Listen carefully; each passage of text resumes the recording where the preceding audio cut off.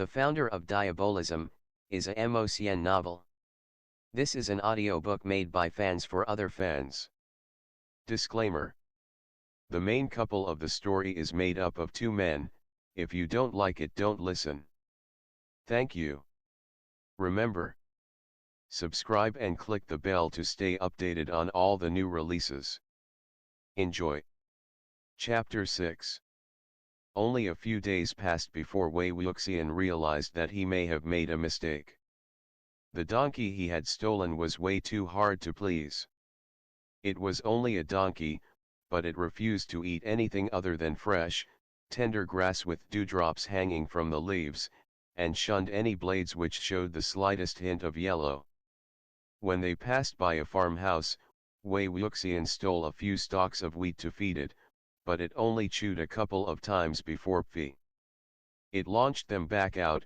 It spit louder and more resonant than any humans. Not only would it barely eat, it also refused to move, and if Wei Wuxian tried to make it, it would throw a fit, jumping and kicking at him with its hind legs. His life suffered several close calls. What's more, its braying was agony to the ear. It had no redeeming qualities as either a mount or a pet. Wei Wuxian couldn't help but think fondly of his sword. It was most likely hanging on the wall of some grand clan now, exhibited by the chief as a trophy of war. Dragging the donkey with him come life or death, he ran a few lengths of road toward a large field belonging to some nearby village. The glaring sun beat down from above, and he sought shelter under a big scholar tree on the embankment between the rice paddies. The thick shade beneath the verdant leaves was dark and cool, and there was an old well where the villagers had placed a bucket and a ladle so that passers-by could quench their thirst. Once the donkey had run here, it absolutely refused to budge. Thus, Wei Wuxian jumped off, slapped its venerable hindquarters and said, "You sure must be a magnificent, prosperous being. You're even fussier than me." The donkey sneezed at him. While Wei Wuxian passed the time 100 different ways, a group of people trekked in his direction along the crisscrossing paths in the distance. They wore bamboo baskets on their backs, linen shirts, and straw shoes. They had the rustic, earthy appearance of rural villagers from head to toe. Among them was an almost delicate and pretty young woman with a round face, who had perhaps walked under the harsh sun for too long and wanted to sit in the shade and drink some water. But when she saw the donkey tied to the tree, braying and stomping discontentedly, and the wild-haired lunatic with red and white pigment smeared all over his face sitting next to it, she became frightened and wouldn't approach. Wei Wuxian had always considered himself protective and caring of women, so seeing her state, he moved to create space for her and went to bother the donkey. Only once the travelers saw he was harmless did they relax and come near. Each and every one of their faces were bright red and drenched in sweat, some fanning themselves and some fetching themselves water. The young woman sat by the well, and, seemingly knowing Wei Wuxian had intentionally made room for her, gave him a tiny smile. Among the group was a man holding a compass, who gazed out into the distance. He then looked back down, bewildered. "We're almost at the foot of Dafan mountain. Why isn't the needle moving?" The compass he was using was no ordinary compass, its markings were different, and its needle didn't point north. It wasn't a compass of the cardinal directions, but an evil wind compass, used to locate fierce, malignant spirits. Wei Wuxian knew then the people he had met were a family of poor, unaffiliated cultivators. Outside of the illustrious, moneyed houses of cultivation, who spent their spare time contemplating the poetry of white snows and sunny spring days, there were also quite a few of these kinds of small, unrefined, closed-off, and self-taught families. Perhaps they had rushed from the village to beg for shelter from a big clan that they had some relation to. Or perhaps they were out on a night hunt. The middle-aged leader waved everyone toward the well for water and simultaneously said, Your compass is probably broken, once we get back I'll get you a new one. We're less than 5 kilometers from Dafan mountain, so we can't rest for long. We've suffered the winds and the dust the whole journey. If we relax here, the people behind will pass us, and all our effort will be wasted. Indeed, they had come to night hunt.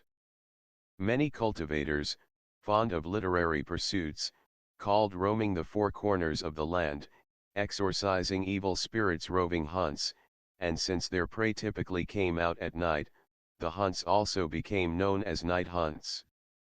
Though there were many cultivation clans, only a few became truly famous.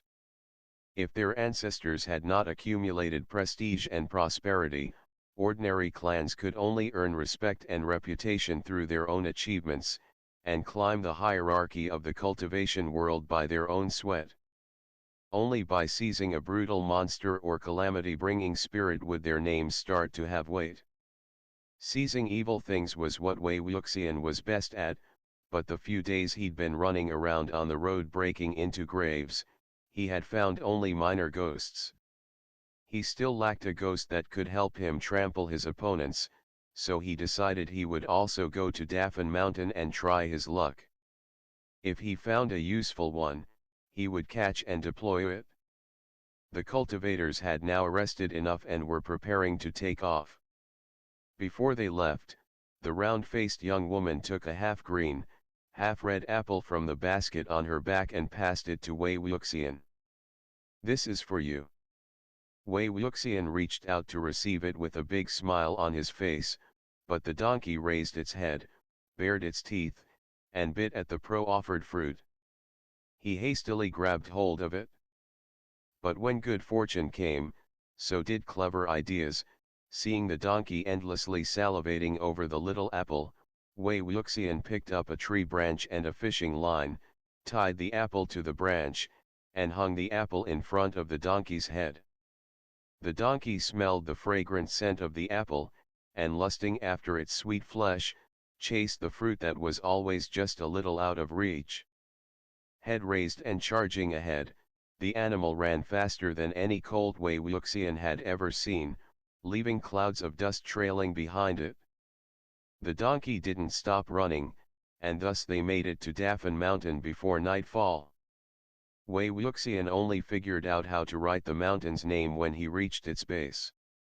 From far away, it looked exactly like a venerable, open-hearted, squat Buddha. Thus it was Dafan Mountain, and the small village at the foot of the mountain was therefore called Fojiao Village. The number of cultivators who had gathered far exceeded Wei Wuxian's expectations.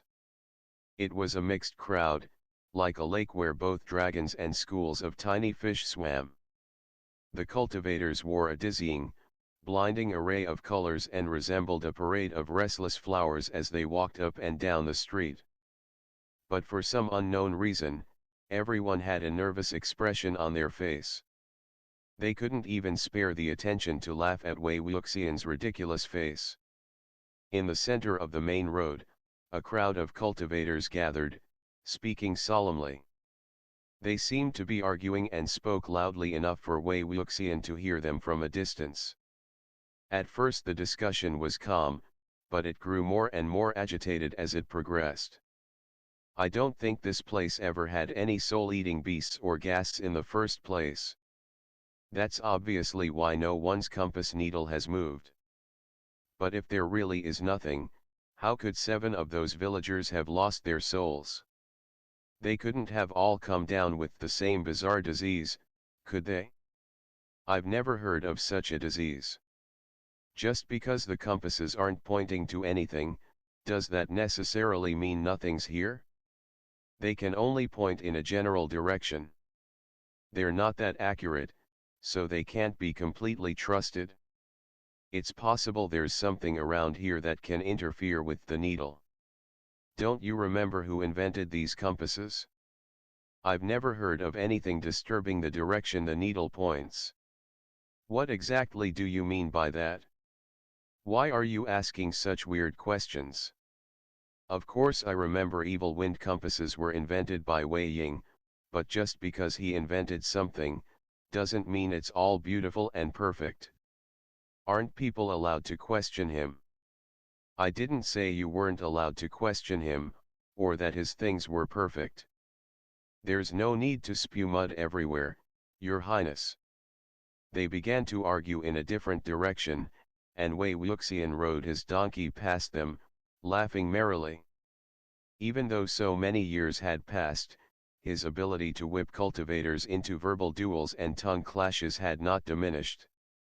Once you hear the name Wei, you're forced to fight, so the saying went. If there was a vote on who possessed the most extensive and long-lived fame among all cultivators, who could win against him? In all fairness, the cultivator who had questioned him wasn't wrong. The evil wind compasses in use were only the first edition, and indeed left something to be desired when it came to accuracy. Originally, Wei Wuxian had worked to improve them, but who told people to destroy his home before he was done? So he had no option but to inconvenience everyone and continue to force the inaccurate, first edition compass on them. In any case, most things that eat flesh and chew bone were low level, such as walking corpses. Only refined, elegant, high-level beasts and vicious ghosts could eat and digest souls. To consume 7 in one go, no wonder there were so many clans gathered here. This prey was no small matter. It was only natural that the compasses made a few errors. Holding the reins tightly, Wei Wuxian leapt from the donkey's back, grabbed the apple, and held it in front of the donkey. One bite, just one bite. Hey! You almost bit off my hand. He took 2 bites of the other side of the apple and shoved it back into the donkey's mouth. While he reflected on how he had been reduced to sharing an apple with a donkey, someone collided with him from behind. He turned and saw a young woman who, even though she had walked straight into him, seemed to find him beneath her notice. Her eyes were dull and lifeless, her lips were molded into a slight smile, and she refused to tear her gaze away from a certain direction. Wei Wuxian followed her line of sight into the distance, where a solemn black mountain top lay, Dafan Mountain. Suddenly, without warning, the young woman began dancing. The dance was wild and violent, as though channeling a beast baring its fangs and brandishing its claws. Wei Wuxian watched the young woman with bright interest, but another woman lifted her skirt and ran towards them, threw her arms around the dancing girl and cried, "Yan, let's go home. Let's go home." With all her strength, Yan threw the woman off and continued, smile still plastered on her face, as though animated by some kind of hair-raising obsession. The older woman had no option but to chase the girl all over the street, wailing, tears dripping down her face. To the side, a street peddler said, "Hell's bells, blacksmith Zheng's Yan's run out again. I feel sorry for her mother. Yan's husband, and her own husband, not a single one's in good shape." Wei Wuxian strolled around the village, eavesdropping, collecting bits and pieces of idle chatter from the people he walked by, and pieced together the strange sequence of events that had unfolded. On Dafan Mountain, there was an old graveyard housing the people of Fujiao village's ancestral graves, where the villagers would also bury and raise grave markers for unnamed corpses on occasion. One evening several months ago, when thunder rolled and the sky flashed with lightning, the wind and the rain pounded down upon the area, scouring the mountain the entire night. A patch of earth atop Dafan Mountain collapsed, triggering a landslide. This patch of earth happened to be the exact patch on which the graveyard was located. Thus many old graves were destroyed and others were exposed to the elements. Lightning struck, blasting and blackening both the coffins and the bodies inside. After this episode, the people of Fujiao village became extremely uneasy, prayed for blessings, and then rebuilt the old burial mound, believing that this would settle the matter. But who knew from that point onwards, Fujiao village would suffer so many cases of lost souls. The first victim was a lazy bum who was poor as a rat and spent most of his days loafing about. Because he enjoyed going up the mountain and catching birds to pass time, he just so happened to be stuck on Dafan mountain the night of the landslide. Though scared half to death, he was blessed with good fortune. Nothing happened to him, at least on that night. But strange things began to occur only a few days after he returned. He suddenly found a wife and was married with much fanfare, sparing no waving banners or beating drums, claiming he would live a life of merit and virtue and pass his days with this promise in mind. The night of the wedding, he drank himself blind, fell into bed, and didn't get up. When his new wife called his name, he didn't react, and only when she pushed him over did she discover that her groom's eyes were blank and lifeless and his body was as cold as ice. Aside from the fact that he was still breathing, there was little that distinguished him from a corpse. He ate nothing, drank nothing, and continued on in this state for many days before finally being peacefully buried. The poor bride became a widow despite barely having been married. The second was a Yan from the family of blacksmith Jiang. The young woman had just been betrothed, but only a day after, her fiancé was bitten to death by wolves while hunting on the mountain. After she found out, the same fate befell her as befell the lazy bum. Happily, however, her disease somehow cured itself after a period of time. Yet from that point onward, she began to suffer from lunacy. She went outside every day to dance for people, smiling the entire time. The third was Ayan's father, blacksmith Cheng. To date, there had been 7 victims in total. Wei Wuxian mulled over the matter and determined it was most likely the work of a soul-eating ghast, rather than a soul-eating beast. Though the difference between their names was only one word, they were entirely disparate beings. Ghasts were a type of ghost, but soul-eating beasts were a type of fae. According to Wei Wuxian, the sequence of events was most likely this: the landslide demolished old graves and lightning split open coffins, releasing a long dormant ghast from among the bodies. If this was the case, the state of the coffins and presence of any seal traces upon them should suffice for confirmation. But the Fojiao villagers must have already long reburied the burnt coffins elsewhere, and reinterred the bodies. There would be very few vestiges of the ghast's resting place. In order to climb the mountain, Wei Wuxian took the sloping road from the village. He hopped on his donkey and slowly ascended. After traveling a while, he encountered some people wearing dark expressions climbing down. These people had cuts and scrapes on their faces, and seemed to be talking to each other all at once. The sky was dusky, and they all jumped in fright as they ran face to face into someone made up like a hanged ghost riding atop a donkey. They shouted angry words at him, circled around, and continued down the slope at rapid clip. Looking back on them, Wei Wuxian wondered whether they had been defeated by their intended prey and were now returning from their night hunt empty-handed. He pondered a little more, slapped his donkey's hindquarters, and the two clambered up briskly. He had left at the perfectly wrong time and missed the group's grumbling. "I've never met anyone so unreasonable. He's the head of such a big clan, why does he have to come here and compete with us for a single soul-eating guest? He must have killed plenty when he was young. But what can we do? We can hardly do anything about him being a clan chief. Whichever house you offend, you must not offend the Jiang clan. Whoever you offend, you must not offend Jiang Cheng. There's nothing to do except pack our bags, accept our fate, and go." End of the chapter. Chapter 7. Once the sky darkened further, it would be impossible to navigate the forest without a torch. Wei Wuxian continued for a while into the mountain but, surprisingly, encountered barely anyone.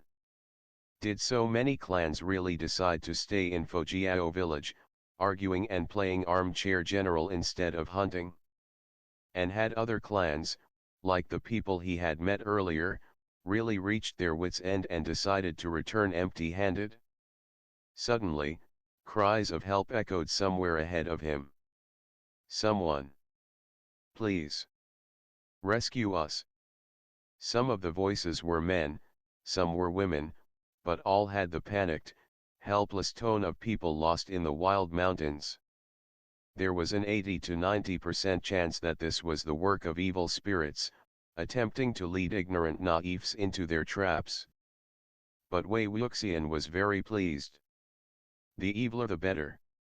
He was only afraid that they wouldn't be evil enough. He slapped the donkey and rode toward the sound's origin. He saw nothing in any of the four directions, but when he looked upward, he discovered that there were, in fact, no monsters, demons, or ghosts, only the family of small-time cultivators he had met near the rice paddies, who were now hanging from the trees in brilliant golden nets.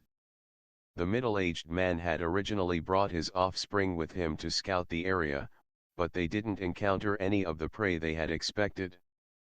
Instead, they had stepped in some rich person's net, they didn't know whose, and were captured and dangled from the tree branches, where they could only complain bitterly and wait for rescue. Sensing someone approaching, they were suddenly overjoyed, but when they saw the person was the lunatic, they immediately lost hope. The spirit-binding nets were made of very thin ropes but high-quality material, thus, they held fast and didn't break.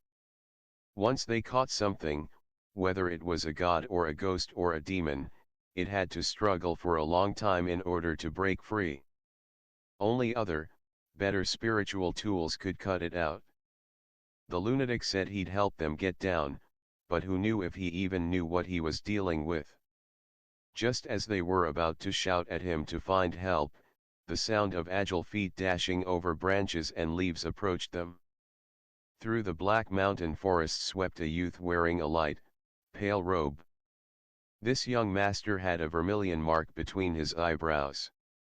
His features were delicate and pretty, yet also harsh and unkind, and he was very young, around Lan Wangji's age. He was still half a child, but held a longbow in his hand and wore a quiver of arrows on his back, as well as a long sword which shined with golden light and glittered with gemstones.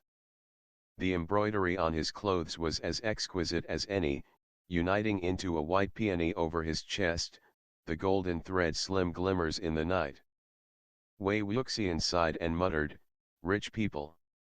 The boy was surely some young master from the Lan Wangji clan. That clan alone used the white peony as its emblem, suggesting that their own beauty was comparable to the flowers. The white peony was also the king of flowers, and thus through it, the Lan Wangji clan also subtly advertised that it, too, was the king of cultivators. The vermilion mark on their foreheads represented enlightenment and ideals illuminating the world. The young master had originally nocked an arrow on his bow, itching to shoot, but upon seeing that the spirit-binding nets contained only people, he was sorely disappointed. He whipped around suddenly, irritation written across his face. "Every single time it's you idiots. There are over 400 spirit-binding nets hanging around this mountain and none of them have caught anything, but already you people have ruined nearly 20 of them." Wei Wuxian's thoughts continued to be, rich people. A single spirit-binding net already cost more than a humble sum, but this boy had used 400 in a single go. The price was enough to ruin a slightly smaller clan. The boy was sure worthy of the name Jin. But this kind of abuse of spirit-binding nets to capture prey hardly counted as night hunting, which meant their true purpose was to keep people away and give them no opportunity to take a share of the spoils. It seemed the cultivators who had withdrawn earlier had done so not because the prey was too tough, but because offending an old, illustrious clans like Clan Jin was more trouble than it was worth. After journeying freely for a few days and eavesdropping on interesting conversations in Fojiao village, Wei Wuxian had heard more than a little of how the tides of fortune had turned in the world of cultivation these past few years. The Lanling Jing clan had emerged as the primary winner of the period of chaotic clan warfare preceding his death, and was now the leader of all the clans and sects of cultivation. Even their clan chief was now called Chief Cultivator. Prior to this, the Jing clan had already possessed haughty airs and an inclination towards ostentatious displays of beauty and magnificence, because they had risen higher and higher these past few years, amassing even more wealth and power. Their children had developed a tendency to run amok. Even if the brats humiliated weaker clans, those clans could only swallow their anger and hold their tongues. These small village cultivators stood even less of a chance, so though this youth's language was cutting and the cultivators' faces were flushed red, they dared not bite back. The middle-aged man calmly and respectfully said, "Please, young master, help us out and free us." The youth, impatient that his prey was taking so long to appear, vented his anger on the country bumpkins. Clenching his fist, he said, "How about you just hang here? That way you won't randomly run around and get in my way. Once I'm done catching the soul-eating creature, I'll cut you down, if I still remember." If they were forced to hang here the whole night and whatever was prowling around Dafan Mountain happened to find them, they had no hope of getting away. Their souls would be sucked dry. The round-faced girl who had given Wei Wuxian the apple became scared and started crying loudly. Wei Wuxian had originally sat cross-legged on the donkey's back, but when the donkey heard her sobs, its long ears shook and it suddenly leapt up. After it had leapt up, it let out a long bray, and if only the bray didn't sound so ugly, it would have been no exaggeration to compare its relentless, heroic charge to that of a legendary steed. Caught off guard, Wei Wuxian was thrown off the donkey's back and only narrowly avoided cracking his head and bleeding all over his own face. The donkey gazed forward, lowered its big head, and rushed straight at the youth, as though it firmly believed its skull could send him flying. But the youth's arrow was still nocked, and he had just begun to pull back the bowstring. Wei Wuxian didn't want to be forced to find a new mount so soon, so he repeatedly yanked on the donkey's reins with all his strength. As the youth caught a glimpse of Wei Wuxian's face, shock flew across his expression, which then immediately melted into disdain. His lip curled. "Oh, it's you." His voice was 1/5 astonishment and 4/5 revulsion. Hearing it, Wei Wuxian could only blink. The youth then said, "What, so once you were kicked out and back to your old home, you went insane? Look at how ghastly you've made yourself look. I can't believe they had the guts to let you out and let other people see you." What ridiculous thing had he just heard? Was he really? Wei Wuxian slapped his thigh. Was Mo Xuanyu's dad not some random, small-time clan leader, but actually the renowned Jin Guangshan? Jin Guangshan had been the Lanling Jing clan's previous clan chief, but had long since died. It was a lengthy story. He had a highly celebrated and fearsome wife who was widely known to dominate his personality. But despite his fear of her, he couldn't stay away from other women, and no matter how fearsome Lady Jin was, she couldn't keep an eye fixed on him 24 hours a day.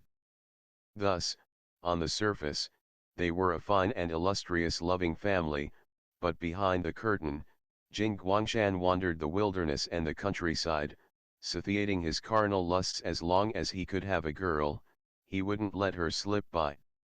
Moreover, because he so carelessly trampled around the grass, picking flowers and sowing his wild oats, he had acquired a herd of illegitimate children everywhere and in all directions.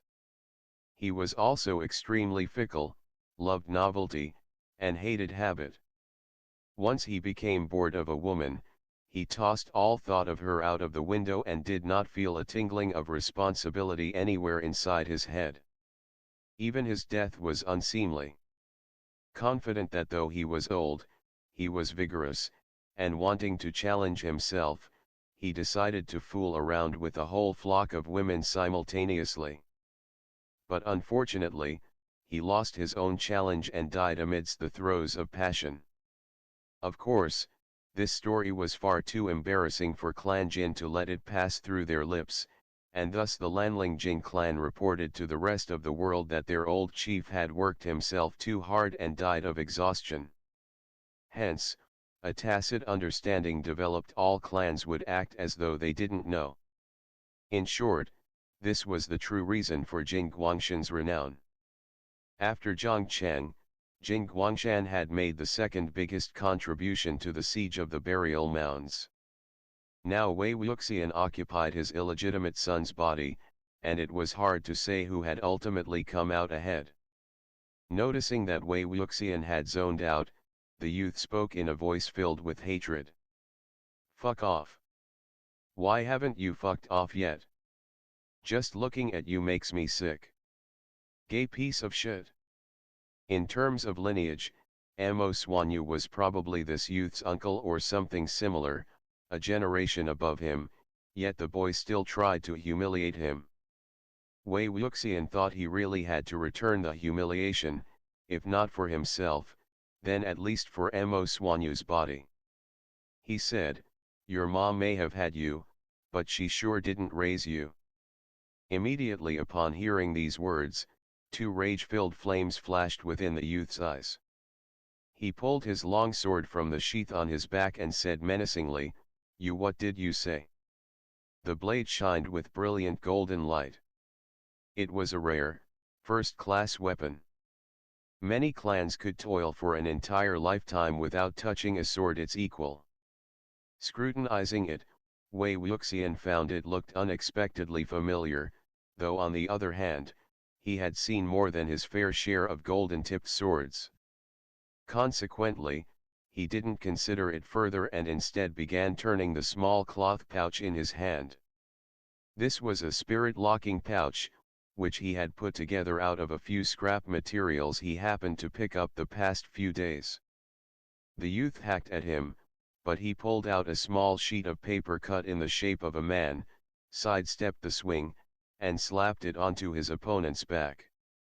The youth's movements were very quick, but Wei Wuxian had a great deal of practice with things like tripping opponents and slapping paper seals on their backs, so he was even faster.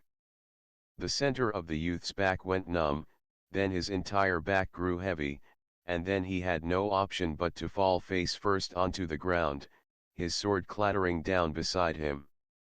However hard he tried, he couldn't get back up. It felt as though he were being crushed by empty tie. A gluttonous dark spirit lied atop him, pressing down on him until he was gasping for breath. The little ghost, though weak, was more than enough to handle this kind of brat. Wei Wuxian picked up the boy's sword, weighed it in his hands, and sliced through the spirit-binding nets above his head. The members of the family looked quite pathetic as they dropped down. Without a word, they bolted. The round-faced young woman looked as though she wanted to thank him, but was yanked away by one of her seniors for fear that this young Master Jin might come to bear a more bitter grudge against them if they spoke too much. The boy on the ground said angrily, "You gay piece of shit. You failed at developing your spiritual power, so now you've taken the evil way instead. You better watch out. Do you know who's here today? Today, I." Wei Wuxian clasped his hands over his completely insincere heart. "Ah! I'm so scared." Though his old practices attracted widespread castigation and, over the long term, damaged the practitioner's body and mind, they had rapid results and weren't limited by innate skill or spiritual strength. Thus many were extremely tempted. There was never a lack of people who secretly craved shortcuts. This youth assumed that after Mo Xuanyu had been chased out of the Lanling Jin clan, he had decided to walk the crooked path. It was a reasonable, fair suspicion, and allowed Wei Wuxian to avoid a lot of needless trouble. Bracing himself against the ground, the boy tried and failed to crawl back up a few more times. His face now thoroughly red, he gritted his teeth and said, "If you don't remove this curse, I'll tell my uncle. He'll kill you." Finding this odd, Wei Wuxian said, "Why your uncle and not your dad? Who's your uncle?" Suddenly, he heard a voice behind him, grim, cold, and bitter like a wintry forest. "I'm his uncle. Do you have any last words?" Upon hearing this sound, all of the blood in Wei Wuxian's body seemed to rush toward his head at once, then completely evacuate it shortly thereafter. It was fortunate that his face was already as white as death. If it got any whiter, no one would notice. A young man sauntered towards him, clad in light, violet robes with hemmed-in sleeves, his hand pressed against the pommel of his sword. A silver bell dangled from his waist, but when he walked, Wei Wuxian couldn't hear any ringing. The young man's apricot-shaped eyes were topped with slim, sleek brows and gave the impression of sharp, penetrating beauty. His gaze was heavy, a faint aggression burned beneath the surface, and to meet his eyes was to be struck by two cold bolts of lightning. He walked until he was 10 paces from Wei Wuxian, then stood in silence, his expression like an arrow on a tight bowstring. A conceited arrogance emanated from his countenance as he waited. Frowning, he said, "Jin Ling, how much time are you going to waste? Do you need me to go over there and invite you back? Look at your sorry state. Why the hell haven't you gotten back up?" Once the initial shock passed, Wei Wuxian's conscious awareness rapidly returned. He curled his fingers inside his sleeves and recalled the paper man. Jin Ling, sensing the burden on his back lightning, immediately rolled, grabbed his sword, and scrambled up. In a flash, he was by Jiang Cheng's side, pointing angrily at Wei Wuxian. "I'm going to break your legs." As he saw the uncle and the nephew standing side by side, Wei Wuxian could indeed make out some similarities in their features. In fact, they looked like brothers. Jiang Cheng gestured and the paper man escaped from Wei Wuxian's grasp, flying into the clan chief's hand. He glanced at it, spite burst in his eyes, and he clenched the paper between his fingers. A spurt of flame engulfed it, and the spirit inside screamed as it was burned to ashes. Jiang Cheng said darkly, "Break his legs? Haven't I told you that if you come across someone who practices these sinister things, you should just kill him and feed him to your dog?" Wei Wuxian didn't even remember to hold onto the donkey's reins as he rapidly backed away. Originally, he had thought that, however much Jiang Cheng had despised him so many years ago, by now the clan chief's hatred, like fog or smoke, should have been scattered by the winds of time. How could he have known forgiveness or even forgetfulness would hardly come at such a low price? Not only did Jiang Cheng's hatred fail to dissipate, it had aged like wine, growing stronger and stronger as the years passed. He had started to take it out on any cultivator who imitated his despised former friend. With someone behind him to protect and support him, Jin Ling swung his sword all the more viciously. Wei Wuxian's fingers probed the entrance of the spirit-locking pouch. But just as he was about to take action, a flash of blue sword light swept past him like lightning, clashing with Jin Ling's blade, shattering the weapon's golden rays in an instant. The outcome did not result from a difference in the quality of the swords, but rather the vast disparity in the wielder's strength. Wei Wuxian had originally timed his trick perfectly, but, unexpectedly thrown off step by the tip of a blade sailing past, stumbled and crashed into the ground right in front of a pair of snow-white boots. He froze for some time before slowly lifting his head. The first image that shined into his eye was the edge of a blade, glittering and translucent like ice. In the world of cultivation, this sword was very renowned. Wei Wuxian had learned of its might from countless fights, both shoulder to shoulder and face to face with its wielder. The hilt was forged out of silver with a secret technique known only to the smith. The blade was extremely thin and as clear as the purest crystal. Icy air emanated from it like breath, and iron parted before it as though it were no more than clay. The entire sword was graceful, agile, and awash in enchanted mist. But contrary to its light appearance, it was leadened with weight. An ordinary person was entirely unable to swing it. Baikan was its name. The tip of the blade swung around, and a shing sounded above Wei Wuxian's head as it returned to its scabbard. Meanwhile, Jiang Cheng's voice rang from far away. I was wondering who it was, second Master Lan. The pair of white boots circled past Wei Wuxian, neither hasty nor slow, then walked forward 3 steps. Wei Wuxian raised himself up. As he brushed past young Master Lan, their gazes met briefly. Wei Wuxian pretended it was unintentional. The young man's whole body was draped in white silk that shined like moonlight. On his back he bore a 7-stringed guqin, which was uncommonly narrow and made of a soft, raven feather black wood. A white, cloud-patterned ribbon was tied around his forehead, and his skin was fair and unblemished.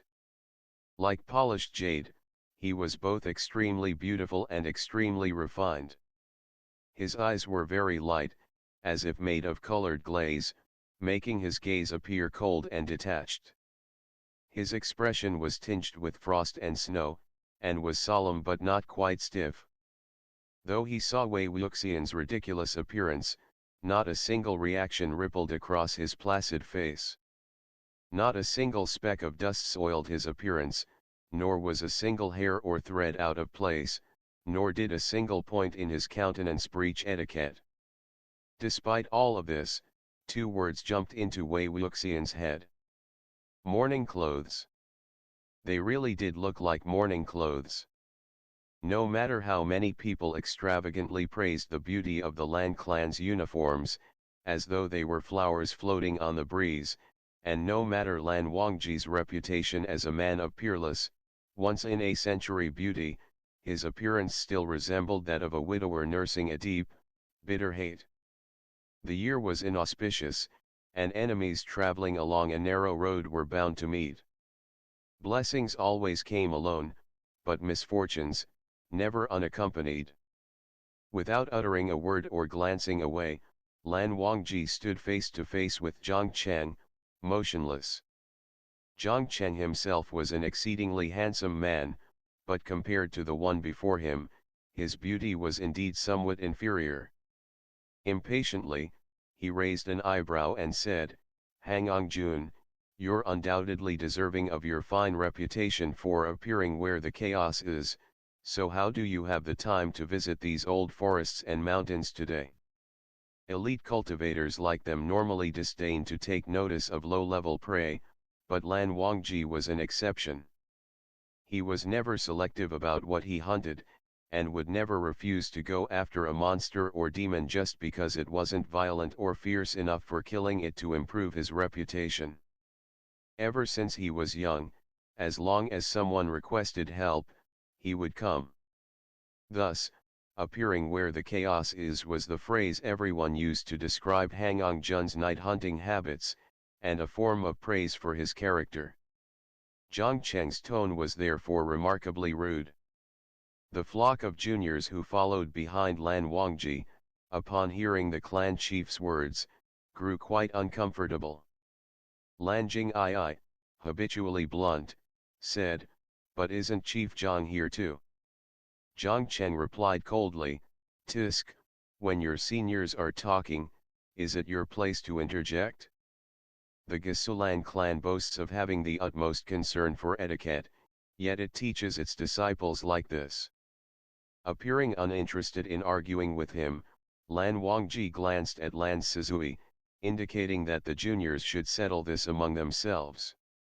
Stepping forward, the boy said to Jin Ling, "Young Master Jin, night hunts have always been fair competitions between sects and clans, but you've hung up these nets everywhere around Dafan Mountain. It makes it difficult for other cultivators to navigate the forest for fear they'll fall into a trap. Doesn't this violate the rules? Jin Ling's frosty expression was the exact same as his uncle's. They're the ones who stepped into the net, he said immediately. It's not my fault they were stupid.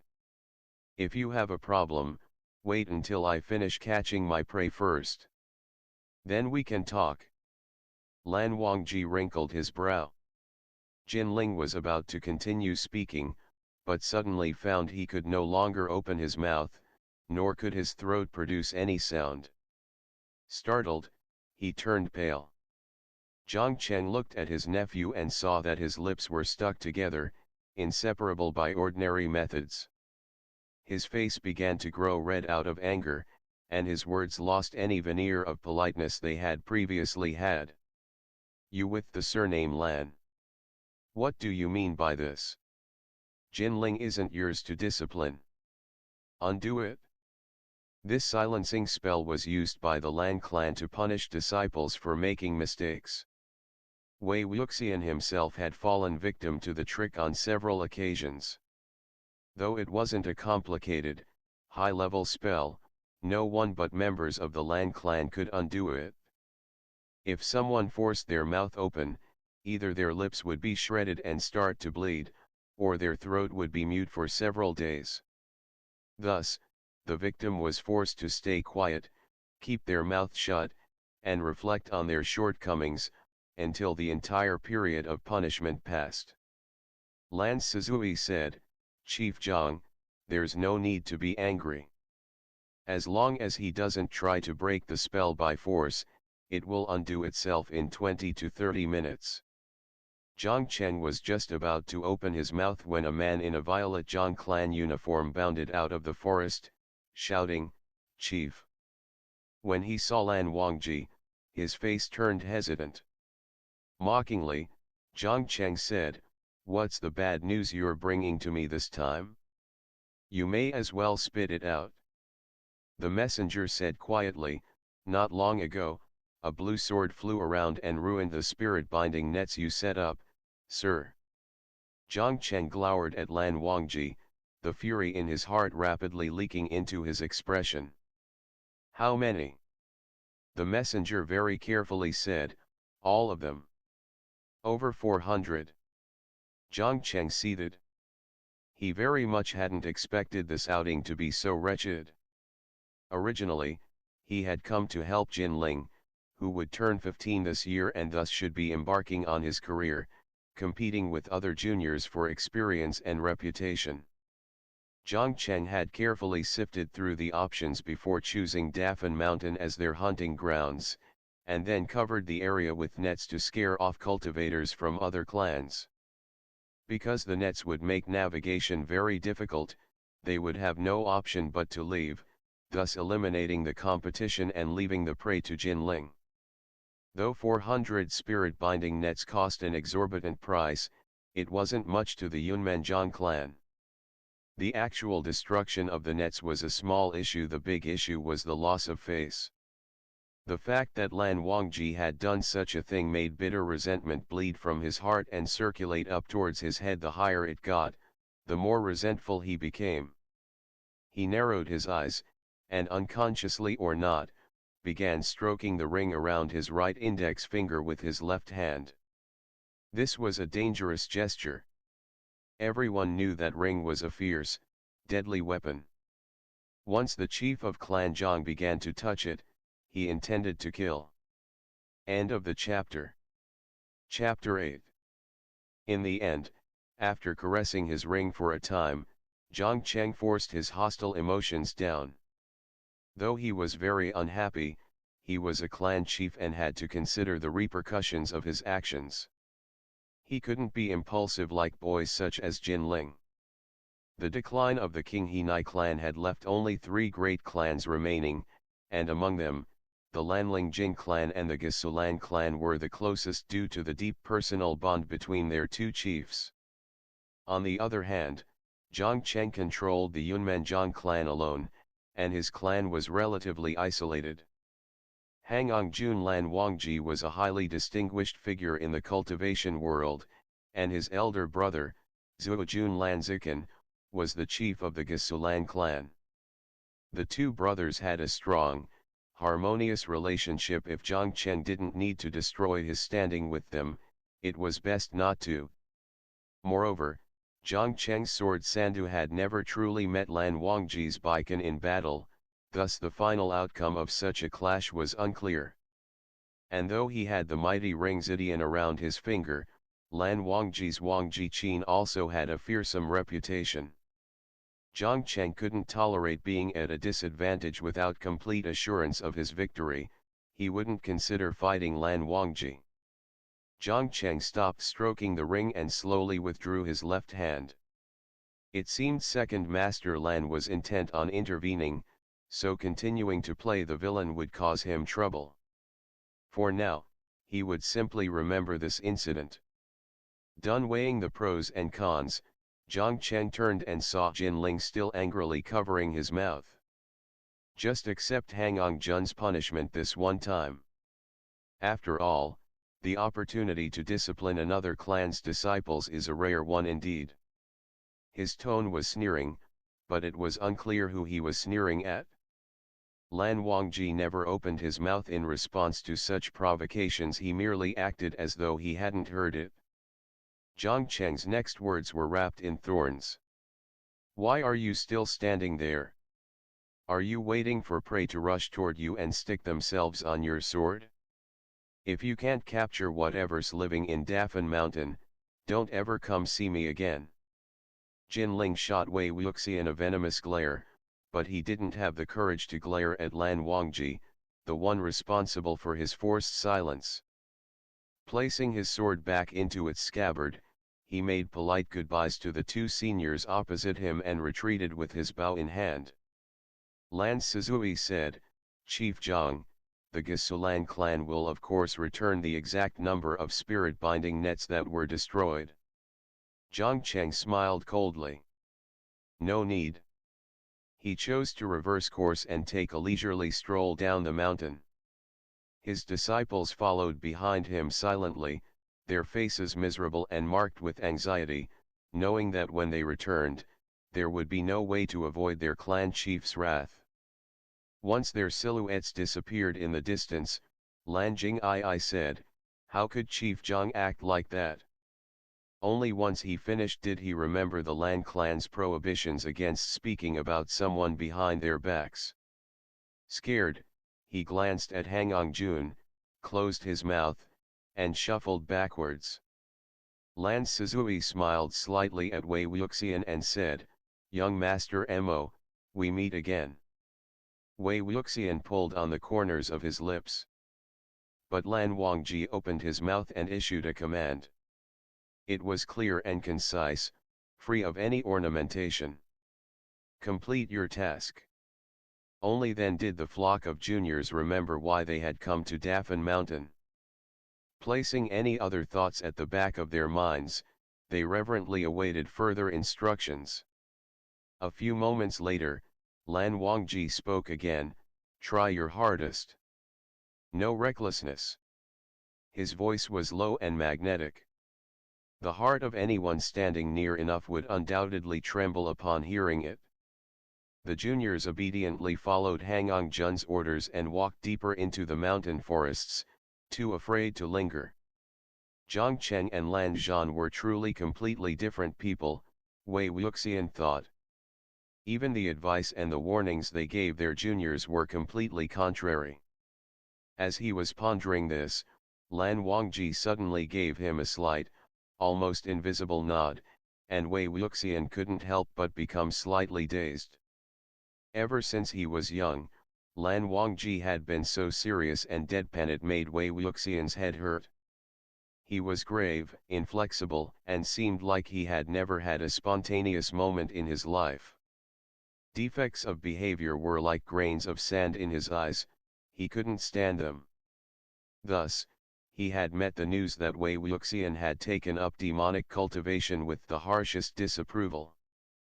But Lan Sizui should have already informed Lan Wangji about Mo Xuanyu's suspicious behavior at Mo Manor, yet the senior Lan had still nodded in greeting, most likely to thank him for helping the Lan juniors with their earlier trouble. Without thinking, Wei Wuxian returned the greeting. But when he lifted his head again, even Lan Wangji's shadow had disappeared. After a pause, he turned around and began to walk back down the mountain. No matter what kind of prey was lurking around Dafan Mountain, he couldn't pursue it. If Wei Wuxian was going to fight anyone over it, he wouldn't fight Jin Ling. It had really been Jin Ling. Wei Wuxian had not expected that, of all the Lanlingjing clan's disciples, he would happen to run into Jin Ling.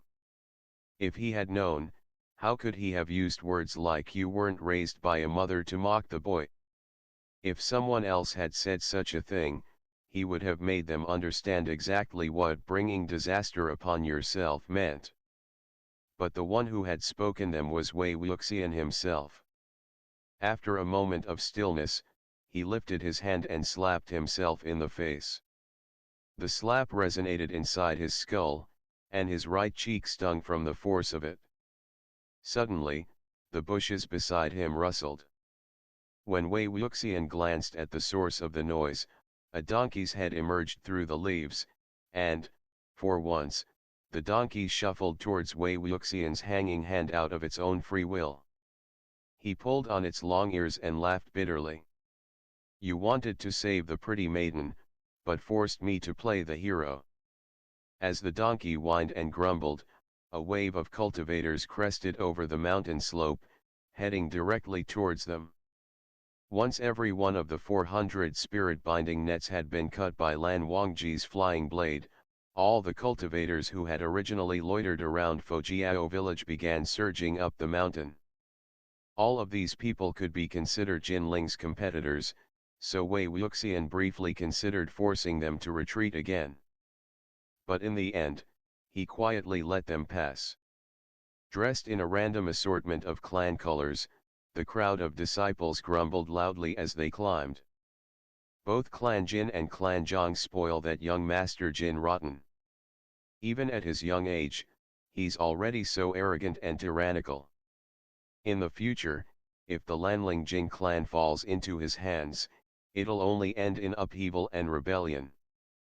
We might as well die. Wei Wuxian slowed. A soft-hearted female cultivator sighed, but how could they not spoil him? He lost both his mother and father at such a young age. "Ah, sister, you can't talk like that. So what if both his mother and father are gone? The world is full of people who've lost both their parents. If everyone acted like he does, it would be a catastrophe." Wei Wuxian sure went after whoever he wanted. Jin Ling's mother was none other than Jiang Cheng's sister by blood, and the one who had looked after him since he was small. Zhang Yanli was so unlucky to have raised such an ungrateful, wild dog. Jin Zixuan had it even worse. Look at how horribly he ended up, just because he and Wei Wuxian once had a few petty feuds. It seems like everyone had some kind of feud with him. Exactly. Other than the crazed wolves he raised, have you ever heard of him having a good relationship with anyone? He has enemies everywhere. He's pretty much despised by all of the earth and the heavens. Even Hangang Jun and him hated each other on sight, like fire and water. Speaking of which, if it hadn't been for Hangang Jun today. Wei Wuxian walked for a while, when suddenly, the soft sound of a running creek streamed into his ears. He hadn't heard this noise when he had walked up the mountain. Only now did he realize he had forked off onto some other route on his way down. Holding onto the donkey's reins, he approached the creek. The moon shined through the branches overhead, on which not a single leaf hung to offer cover. The water in the middle of the creek was choppy and frosty white. Glancing at his reflection, Wei Wuxian saw a face that changed unpredictably with the flow of the water. Viciously, he slapped the surface with his open palm and shattered his absurd, comical visage. Raising his dripping hand, he began rubbing off the powder with the creek water. It took only a few scoops. When his reflection appeared again, he saw a very elegant and handsome young man. Now clean, his face looked as though it had been bathed in moonlight. His brows were relaxed, his eyes clear and bright, and the corners of his mouth were upturned into a slight smile. But as he was bowed over the creek, intently examining his reflection, the beads of water decorating his lashes seemed like endlessly falling teardrops.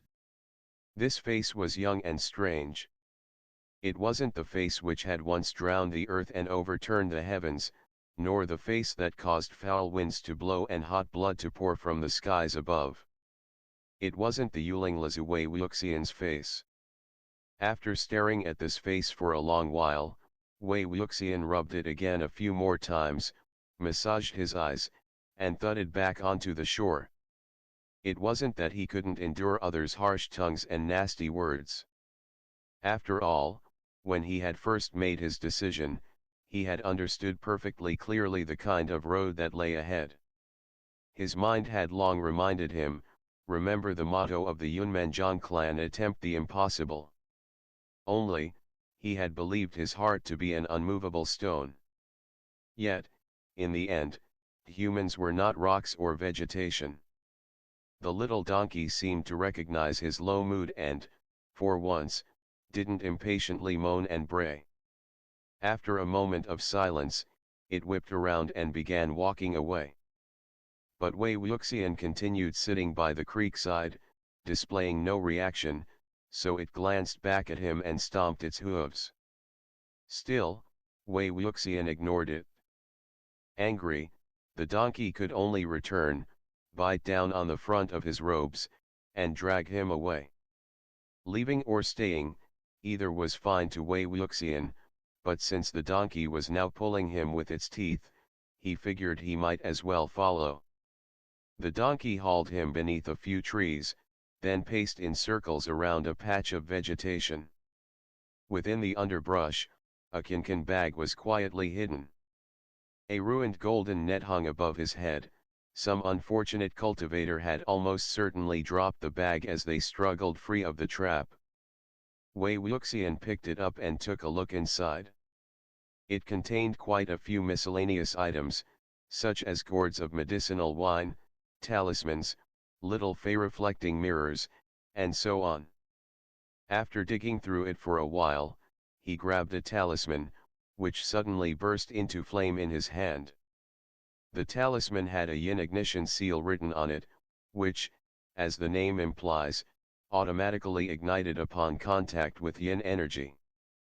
The stronger the yin energy, the bigger the fire. Since it started burning as soon as Wei Wuxian had removed it from the bag, there had to be a dark spirit nearby. As soon as he had seen the fire light, Wei Wuxian's attention became concentrated on guarding against the spirit. Lifting the talisman, he tried waving it around in different directions. Turning east, the fire dimmed, whereas turning west, the flames suddenly jumped up higher and higher. He walked a few steps in that direction and saw a stooped, white figure emerge under a nearby tree. Ashes fell from Wei Wuxian's fingertips as the paper burned completely up. The figure was an elderly man with his back turned on him, muttering. As Wei Wuxian slowly drew near, the old man's mutterings became clearer. Ah, it hurts, it hurts. Where does it hurt? Wei Wuxian asked. The old man replied, ah, my head. My head. It's my head. Let me see, Wei Wuxian said. He walked a few steps to the old man's side and saw a bloody red hole in the middle of his forehead. This was a dead soul, and the murderer had probably killed him by smashing some kind of weapon into his skull. He wore burial clothes of high-quality material and strong craftsmanship, which meant he had already been properly interred. This wasn't the lost soul of some living person. But this kind of soul shouldn't be appearing on Dafan Mountain. It defied all logic, and Wei Wuxian couldn't come up with any explanation. But it was anything but reassuring. He hopped onto the donkey's back, slapped its hindquarters, gave a holler, and spurred it onwards towards the place where Jin Ling had gone up the mountain. Many cultivators dithered around the old burial mound, intent on waiting for their prey to show up on its own rather than taking decisive action. Some of them had bravely raised a yin summoning flag, but it only attracted a swarm of spirits who did nothing except wail so loudly all of the earth and sky could hear them. Pulling on the donkey's reins, Wei Wuxian glanced around and asked in a clear, bright voice, "Excuse me, could you please tell me something? Where did the little masters from Clan Jin and Clan Lan go?" Now that he had washed his face, one of the cultivators responded promptly. "They left this place and went to the shrine of the Heavenly Maiden." "Shrine of the Heavenly Maiden?" Wei Wuxian said. After the family of cultivators he had saved heard about the destruction of the spirit-binding nets, they quietly snuck up the mountain again, and were also among the people who had gathered to patrol the old burial grounds. The middle-aged man, seeing Wei Wuxian's clothes and his toothy donkey, thought Wei Wuxian was probably the lunatic who had rescued them earlier. Quite embarrassed, he pretended nothing had happened, but the round-faced young woman pointed and gave directions, "Over there. It's a shrine inside a cave in the mountain." Wei Wuxian questioned her more closely, which divinity was the temple built for? The round-faced young woman said, I think the statue of the Heavenly Maiden appeared naturally." Wei Wuxian nodded. "Thank you very much." He rushed to the shrine at once. The marriage of the lazy bum, the lightning strike that had split open coffins, the fiancé who had been bitten to death by wolves, the successive loss of the souls of a father and daughter, the beautiful burial clothes, they were like matching pearls finally strung together. No wonder the evil wind compasses hadn't picked up anything. The yin summoning flags were even more useless. They had all underestimated the thing on Dafan Mountain.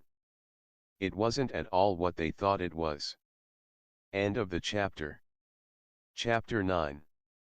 Finished with investigating the old burial mounds and having little to show for it, Lan Sizui and the others had long moved on to the shrine of the Heavenly Maiden to look for more clues. Other than the ancestral graveyard of the Fujiao villagers, Dafan Mountain also contained a shrine. Inside it, the figure that was worshipped was not the Buddha, or Guanyin, but a heavenly maiden. 100 years ago, a hunter from Fujiao village traveled deep into the mountains and found a cave with a strange rock inside. It was a little over 3 meters tall and had formed naturally, yet it very closely resembled a human, with 4 limbs arranged as if dancing. Even more wondrous was the fact that it was possible to vaguely distinguish facial features on the rock's head, which made it appear like a smiling heavenly maiden. Amazed, the Fujiao villagers believed the rock to be divine, thinking it must have absorbed spiritual energy from the surrounding earth and sky. They began to tell stories about it.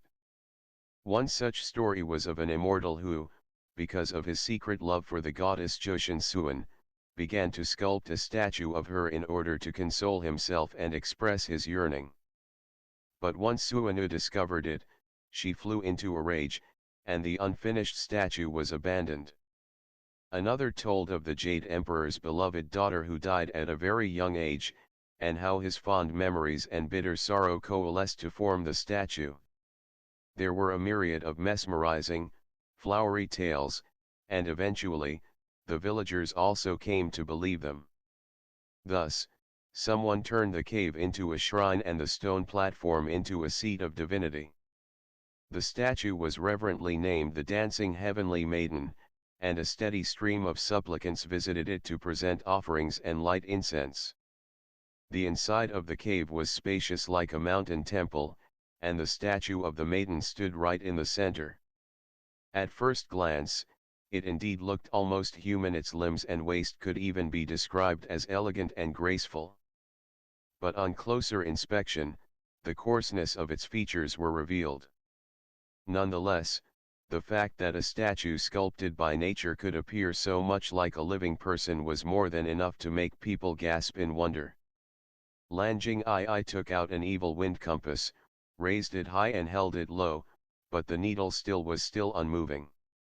Upon the altar there was a chaotic mess of half-burned incense sticks atop a thick layer of ash, and the fruit on the offering plate emitted the sickly sweet scent of decay.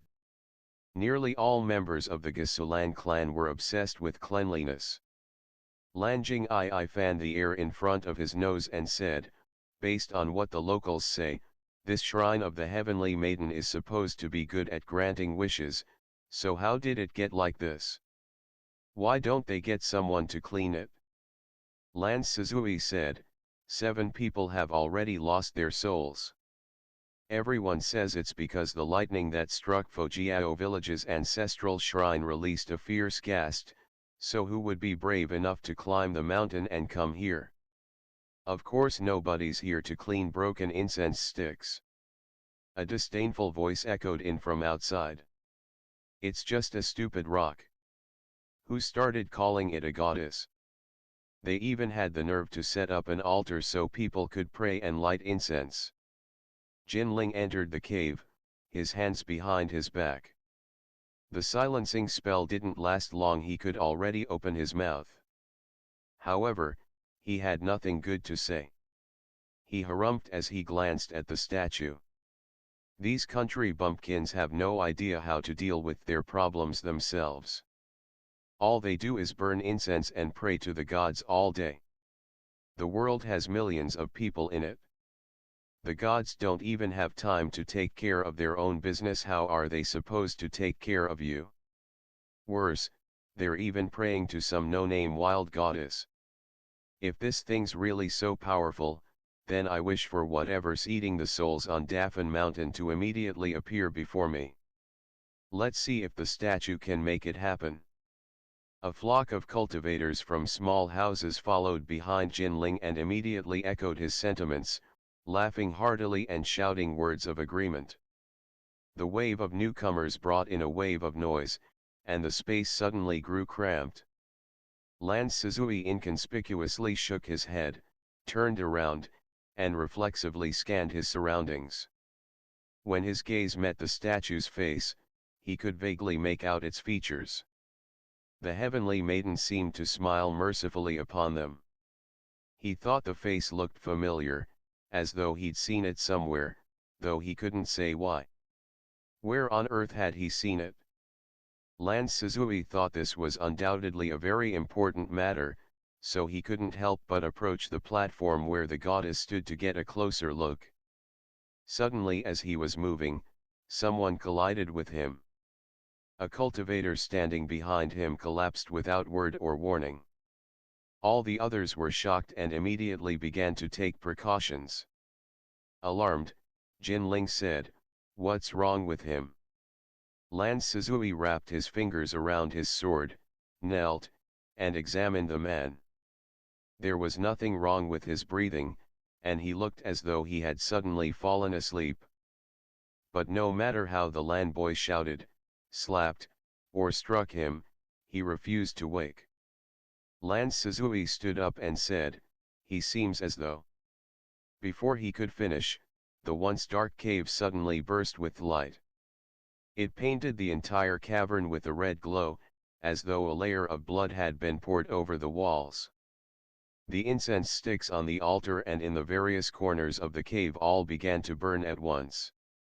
The sound of metal scraping metal could be heard all around as the crowd inside unsheathed their swords. Some also held up paper talismans.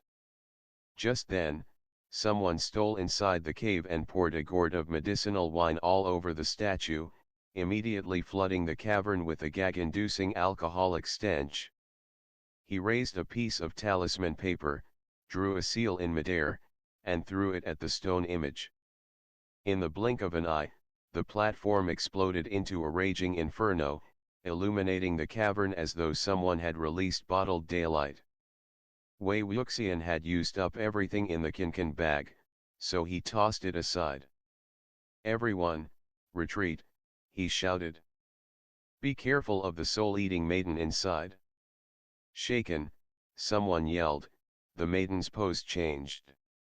Only a moment ago, both of the goddess statue's arms were clearly raised, with one arm pointed toward the heavens, and one leg lifted off the ground, its posture graceful and lithe.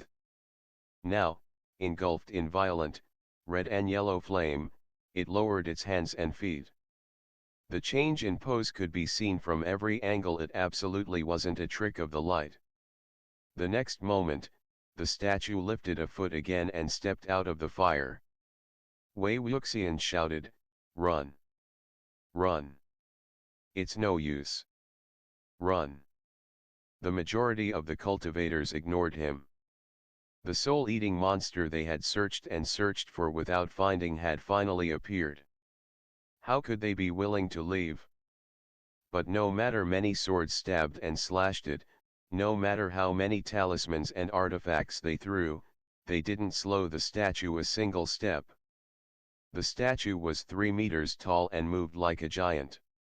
It reached out, snatched a couple of cultivators, and lifted them to its face, the squeeze of its grip powerful and unyielding.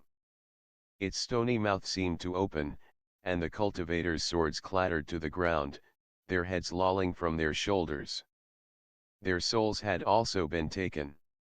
Each attack was as ineffective as the next. Finally, heeding Wei Wuxian's words, the others fled, scattering desperately to the four winds. Dizzied by the disarray, Wei Wuxian had a harder and harder time keeping track of Jin Ling. He mounted his donkey and dashed about looking for him, riding into a bamboo forest. When he turned his head, he saw the Lan juniors tailing him. "Children," he shouted. Lan Jing said, "Who are you calling children? Don't you know which house we're from? Just because you've washed your face, you get to act like our senior." All right, brothers," Wei Wuxian said. "Release the signal and call over your houses Hangang Jun." The crowd of juniors nodded one after another and searched their belongings while running. A short time later, Lan Sizui said, "The signal fireworks, we used the last of them that night at Mo Manor." Wei Wuxian blinked in surprise. "You didn't restock?" "The signal fireworks were barely used once in a millennium." Shamefaced, Lan Sizui said, "We forgot." "How could you forget such a thing? Once your Hangang Jun finds out, good luck." Wei Wuxian said, trying to scare them. "Oh no, we're doomed." Lan Jing's face turned ashen. "When Hangang Jun punishes us for this, he's going to kill us. He should punish you. If you aren't punished, you won't remember." Master Mo, Master Mo," Lan Sizui said. "How did you know the heavenly maiden statue ate those souls, not a ghast or a monster?" As he was running, Wei Wuxian scanned the surroundings for a sign of Jin Ling. "How did I know? I saw it." Lan Jing'i also caught up, sandwiching Wei Wuxian between himself and Lan Sizui. "What did you see?" "We saw a lot of things too." "Once you saw them, then what?" "What was nearby the old graves?" Wei Wuxian said. "What else could it be?" "Dead souls." "Correct, there were dead souls. Therefore the perpetrator couldn't be a soul-eating ghast or monster or anything like that. Obviously, if it was any of those things, wouldn't it eat all those dead souls floating around the graves? Would it just leave them there? No. This time, the same question came from more than one person. "Why? You Gasulan clan people," Wei Wuxian couldn't endure it anymore. "Can't you teach less etiquette, genealogy, history, all those dull and tedious subjects you have to spend so much time memorizing, and teach something more useful instead. What's there to be confused about? Dead souls are much easier to suck away than living souls. Living bodies are an obstacle, and to eat a living soul, you first have to break through this obstacle. It's like, he glanced at the panting but still running donkey, whose eyes were starting to roll towards the back of its head. It's like if there were an apple right in front of you, and another in a locked box. Which one would you eat? The one right in front of you, of course.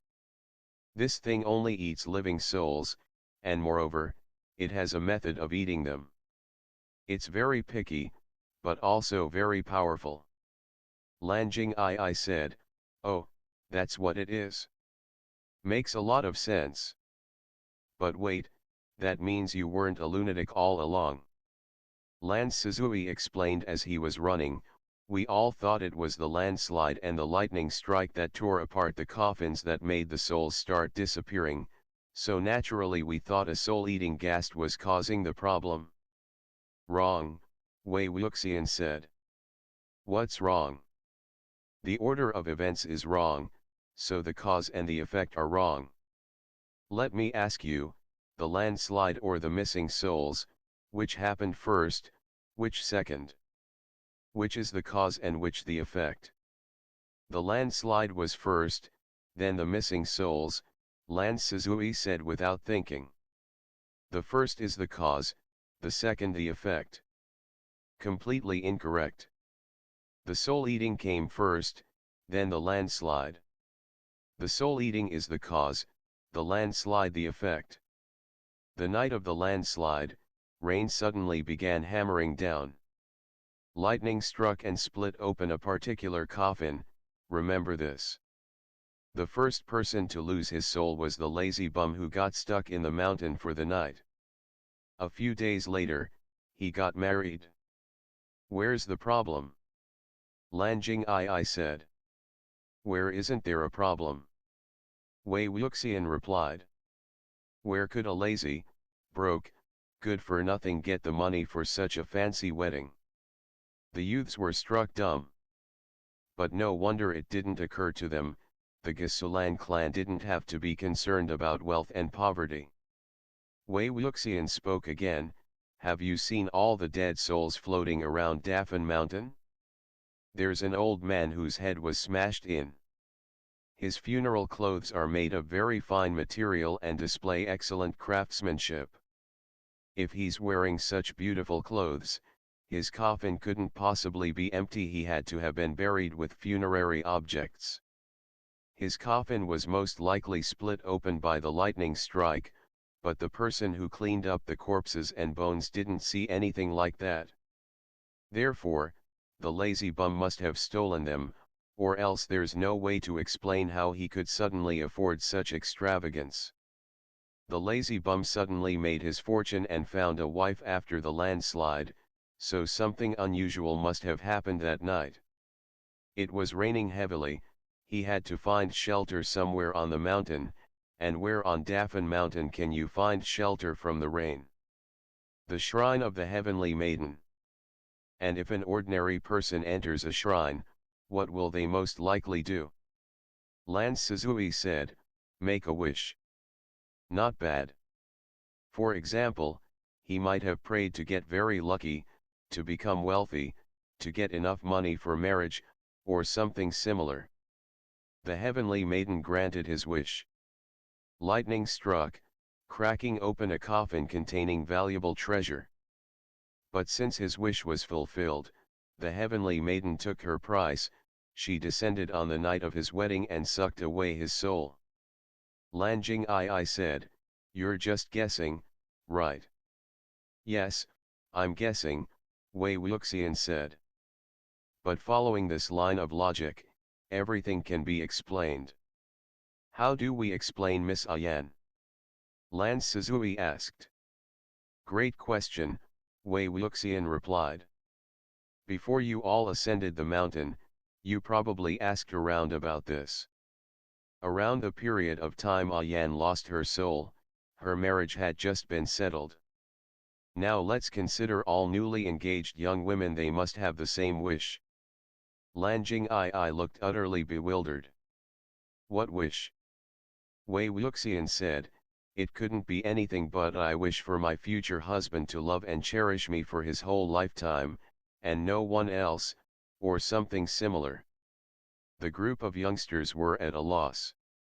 Can that kind of wish actually come true?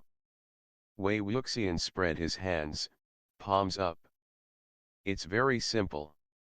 If her fiancé's whole lifetime came to a quick end, wouldn't that count as him loving a single person for all of his life? The light of realization suddenly dawned on Lan Wangji. Oh, oh.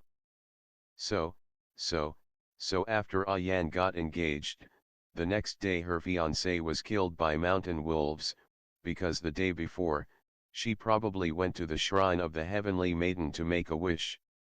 Wei Wuxian struck while the iron was hot. Whether the thing that killed him was mountain wolves or something else, it's hard to say. But Yan's case is special. Of all the people whose souls were taken, why was hers and only hers returned? What's different about her compared to the others? The difference is she has a close relative who lost his soul too. Or, to put it another way, she had a relative who took her place. Blacksmith Cheng was Yan's father, and he dearly loved his daughter. He saw his daughter had lost her soul, and no doctors or medicines had any effect on her. Helpless and with his hands tied, what was the only thing he could do? This time Lan Wangji answered very quickly. He could only place his hopes in the gods. So he also went to the shrine of the Heaven Maiden and made a wish, I wish for my daughter Yan's soul to come back. Approvingly, Wei Wuxian said, this is why only Yan's soul returned, and also why the third person to lose his soul was Blacksmith Jiang. But though the maiden spat out Yan's soul, damage couldn't be avoided. After its return, Yan started involuntarily mimicking the maiden statue's dancing pose, up to its smile. There was a 4 out of 5 chance all who had lost their souls had visited and prayed before the statue of the heavenly maiden. That was what they all had in common.